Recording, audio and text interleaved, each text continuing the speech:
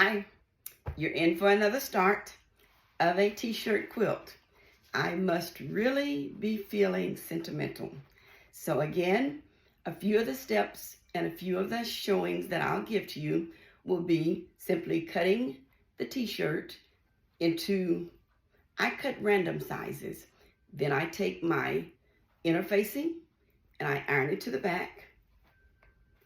And it's a matter of being very careful and not having wrinkles. It's kind of neat that if you stick this, you can pull it off and reposition it in case you get a wrinkle.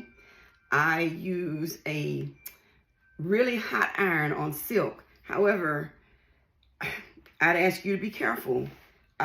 Both sides of the fabric, you would be careful because the hot iron will take off the waxiness of some of the t-shirt lettering or names, and you want it to really be smooth. I also do something to keep handy is a pressing cloth. I know I had to move away from the camera to come back and tell you, but this is all a bit new, but I'm determined to share the many ways that I go through putting together a t-shirt quilt. And I don't tend to cut every shirt 14 inches. I'm going to add binding. I'm going to add sashings and a few things that will even out my blocks. I really like to give it variety and a bit of change up.